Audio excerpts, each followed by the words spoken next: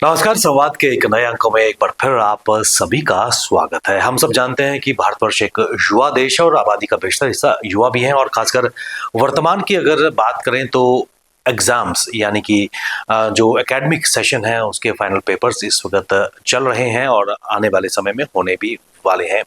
ऐसे में लगातार जो युवा है एग्जामिनेशन की अगर बात करें अच्छे नंबर्स की चाह में उस पर लगातार दबाव है, वो एंग्जाइटी और स्ट्रेस का भी शिकार हो रहा है। एनसीईआरटी के एक डाटा की अगर शोध की बात करें तो 9वीं से 12वीं क्लास के लगभग 80% बच्चे कहीं ना कहीं स्ट्रेस का शिकार हो रहे हैं। और ऐसे में माननीय प्रधानमंत्री की अगर बात करें उनके द्वारा भी एग्जामिनेशन को लेकर परीक्षा पर चर्चा का भी इनेकाद किया जा रहा है ताकि जो युवा पीढ़ी है जो बच्चे हैं कहीं ना कहीं स्ट्रेस का शिकार ना हो और कहीं ना कहीं मेंटल हेल्थ की कार्यक्रम भी इस दिशा में किए जा रहे हैं। कुल मिलाकर एग्जामिनेशन स्ट्रेस से दूर रहने के क्या कारण होने चाहिए और किस प्रकार जो स्कूल हैं एक महत्वपूर्ण भूमिका निभा सकते हैं, इन सब मुद्दों पर चर्चा करने के लिए आज हमारे कार्यक्रम में जुड़ चुके हैं श्री दीपक हांडा जी, जो सीनियर वाइस प्रेसिडेंट हैं जेएनके प्राइवेट स्कूल एसोसिएशन के और जाने माने सामाजिक कार्यकर्ता हैं। सर, स्वागत है आपका। थैंक यू विवेक जी। सबसे पहले मैं जानना चाहूँगा, इस वक्त एग्जामिनेशन चल रही है और ऐसे में विभिन्न क्लासेस के कक्षाओं के इस वक्त एग्जाम्स चल रहे हैं। सीबीएसई की अगर बात करें 10th और 12th के भी एग्जाम्स की अगर बात करें या फिर अपने जम्मू कश्मीर की अगर बात करें तो यहाँ पर भी विभिन्न कक्षाओं के एग्जाम चल रहे हैं। और जब एग्जाम्स आते हैं तो कहीं ना कहीं बेहतर नंबर लेने की उम्मीद, पीर प्रेशर होता है, आपस में एक कॉम्पिटिटिव एनवायरमेंट भी होता है। उन सब के बीच एक स्ट्रेस, एक एंग्जाइटी, एक डिप्रेशन भी बच्चे के बीच में आती है। किस नज़रिए से आप इसको देखते हैं? हाँ विवेक जी, आपका कहना बिल्कुल ठीक है।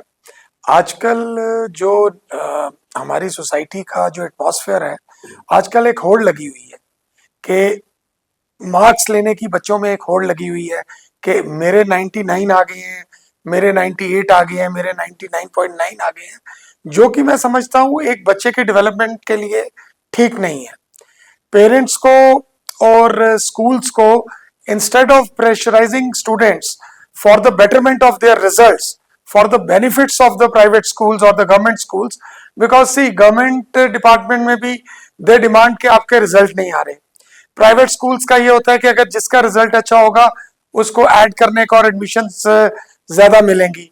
बट मैं as a parent, as a teacher, as a social servant, मैं ये समझता हूँ कि ये एक बड़ी गलत चीज है, क्योंकि एक बच्चे का दिमाग बड़ा नाजुक होता है और उसको हम नेचुरली अगर खिलने देंगे, नेचुरली अगर वो चलेगा तो it will give us better results.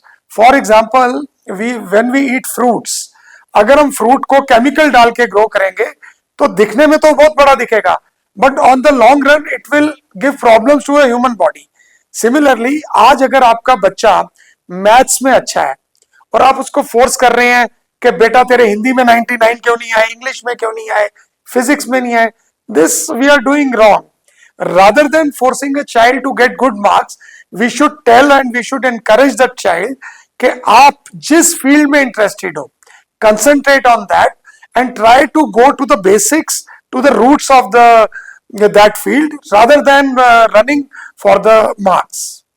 Anand ji, इसमें माननीय प्रधानमंत्री लगातार इसमें पहल भी ले रहे हैं, खासकर जो स्ट्रेस है उस लेवल को कम करने के लिए परीक्षाओं पे चर्चा खुद बच्चों से उन्होंने कई ऐसे कार्यक्रम किए हैं और जो हमारे समाज के रोल मॉडल्स हैं वो भी सामने आ रहा है इस दिशा में। कहीं ना कहीं बच्चों में जो स्ट्रेस है, कॉम्पिटिटिव भावना तो होनी चाहिए, लेकिन इसको लेकर जो एक अंदर एंग्जाइटी, डिप्रेशन और फियर भी होता है बच्चों में, उसको दूर करने का प्रयास किया जा रहा है। कितना महत्वपूर्ण कदम माननीय प्रधानमंत्री द्वारा लिया गया है? सर, ये जो अभी ऑफ लेट प्रधानमंत्री जी ने बच्चों के साथ एक इंटरेक्शन की है, उसमें उन्होंने इनडायरेक्टली बच्चों को बड़ा अच्छा एक एग्जांपल दिया है कि आप अपने फेलियर से अपनी सक्सेस को ढूंढो।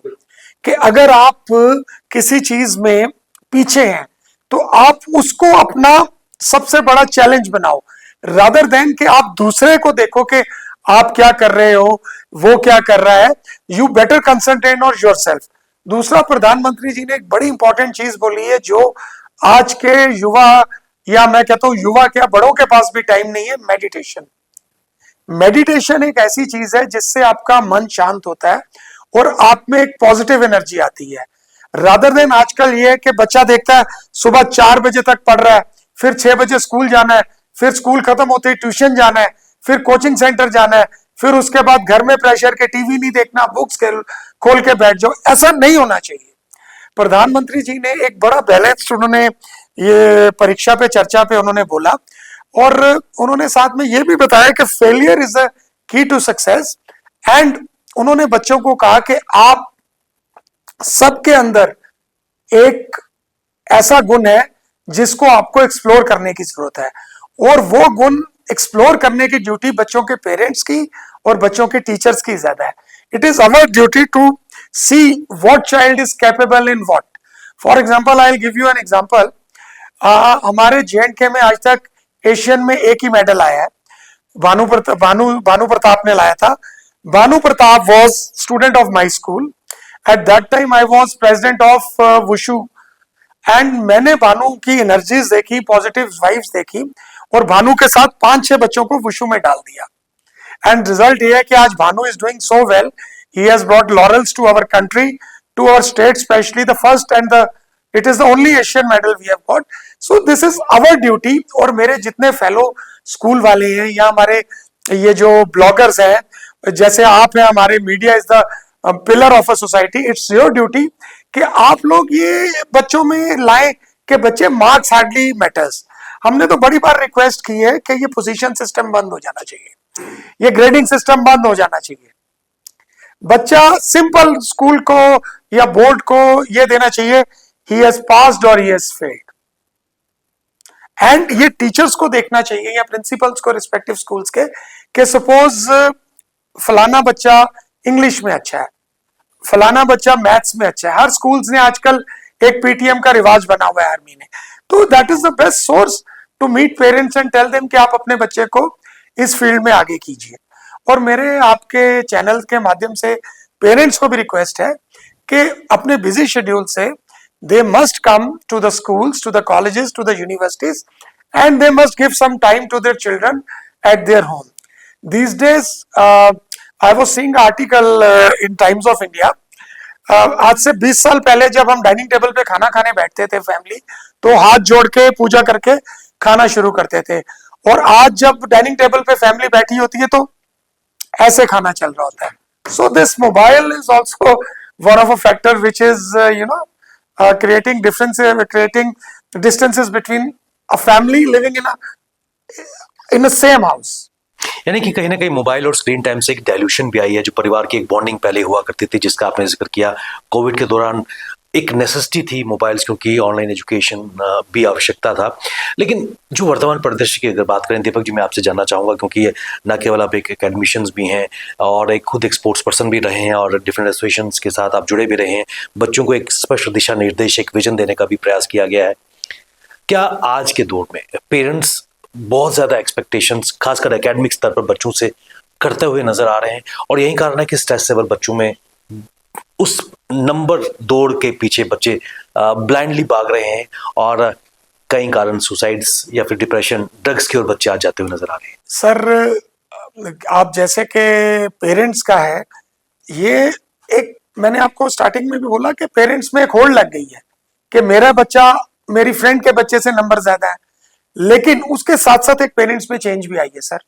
ऑफ लेट पिछले कुछ सालों से हम देख रहे हैं कि parents have been very keen towards the extra curricular activities of the children, and that is a very good thing. जो पेरेंट्स उस पर ध्यान दे रहे हैं, उससे ये हो रहा है कि बच्चा ड्रग्स की तरफ नहीं जा रहा, बच्चा गलत सोसाइटी की तरफ नहीं जा रहा।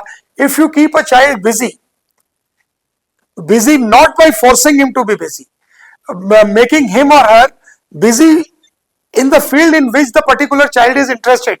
If your parent do that, they will find better results from their kids rather than, मैंने देखा है कि see, I am in education since last 31 years and my mother started in 1972. 31 years से मैंने देखा है कि जो हमारे स्कूल के बड़े इंटेलिजेंट बच्चे निकलते हैं, a maximum number of the girls have become housewives. They are not the intelligent by means, not brain wise. I am talking about by the number wise. And और जितने अब देखो हमारे कितने फ्रेंड्स के, हमारे कितने स्टूडेंट्स फॉरेन से पढ़ के आ रहे हैं, लेकिन they are not utilizing their field in which they have studied. Rather they have come and joined the ancestral business. So that parents have to think कि like if बच्चे को जो बच्चे का फ्यूचर पेरेंट्स को डिसाइड नहीं करना, let the child decide the future and they can be a guide, they can be a mentor, but a guide to what a child wants. If we keep on forcing and implementing ourselves on a child, then a child can go in any direction. यानी कि बच्चों को पंख दिए जाएं, उड़ने के लिए आसमान वो खुद डिसाइड करें कि किस दिशा में वो जाना चाहते हैं। हाँ, दिशा वो डिसाइड करें और रास्ता उनको उनके पेरेंट्स या टीचर्स बताएं कि इस दिशा का रास्ता क्या है। इस पूरे परिदृश्य में क्योंकि लगातार बच्चे खासकर जब एग्जाम्स का नाम सुनते हैं, चाहे हम एकेडमिक्स की बात करें या फिर एंट्रेंस एग्जाम्स कॉम्पिटिटिव की बात करें, नीट है या बाकी तरह के एग्जाम्स हैं, उसको लेकर लगातार बच्चों में एक फियर एंग्जाइटी रहती है और अच्छी करने की होड़ में कभी कभी उस एंग्जाइटी उस प्रेशर में वो उतना परफॉर्म नहीं कर पाते हैं। ऐसे में स्कूलों की कितनी अहम भूमिका रहती है बच्चों को एक काउंसलिंग या फिर दिशा देने के लिए? सर, मैं समझता हूँ आज की डेट में तकरीबन सारे schools they are having counseling sessions, and counseling is very important because the mind of a child is very innocent mind, कि you can mold it, it's just like a wax, you can mold it anywhere, and एक ये weak moment आता है, ये हमारे में भी आ सकता है, किसी में भी आ सकता है। उस weak moment में एक strong mind can resist and a weak mind can do anything like God forbidden आगे कुछ भी ना हो, suicides वगैरह। ये जो suicides वगैरह, this is why a child commits suicide. It is only because of the pressure. I don't say a pressure from whom, but it is an overall pressure. When a child is overall pressured from all spheres, then a weak child tends to do this act which is not permissible and acceptable in our society.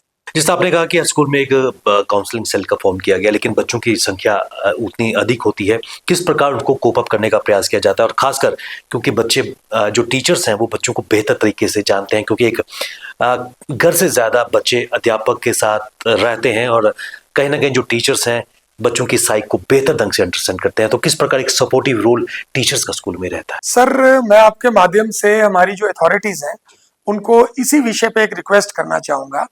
जैसे कि schools में laboratories are important, libraries are important, computer lab is important, now new education policy is going to make robotic labs also. Many schools have already made, but I feel that instead of making these robotic labs or computer labs, there should be a permanent subject, and that subject should be counseling. Like हम पढ़ते थे moral values पे books, हमारे J&K board, CBSE, NCERT, हर board ने हर किस्म की book दी है, लेकिन किसी ने आज तक मॉरल वैल्यू की बुक को सपोर्ट नहीं किया। अब जैसे जैसे यंग जनरेशन आ रही है, यंग ऑफिसर्स आ रहे हैं, न्यू मिनिस्टर भी आई है, न्यू गवर्नमेंट भी आई है, वी होप कि हमारी नई education minister madam Mitu, she is a very polished person and she is very grinded minister, क्योंकि पहले भी मिनिस्टर थी, she is well off and she can do betterment for the students by introducing moral values. क्योंकि अगर हम बच्चे को moral values समझाएंगे, उससे मैं समझता हूं ये स्ट्रेस लेवल काफी कम हो जाएगा। एंड अभी काफी हमें साथ मिलके आपको, हमें इस सोसाइटी को इस चीज पे सोचने की जरूरत है, क्योंकि हम देखते थे जो कि अमेरिका या यूरोप में होता था, बच्चों ने स्ट्रेस लेवल्स में वो किया, वो इंडिया में नहीं था। अब वो चीज इंडिया में भी आ गई है। वहां इसलिए नहीं था क्योंकि वहां 60% of families are separated.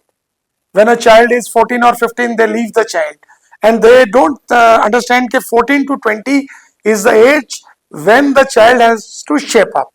So it is moral duty of the parents and the teachers and the owners of the institutions that we should not only see what we are getting, we should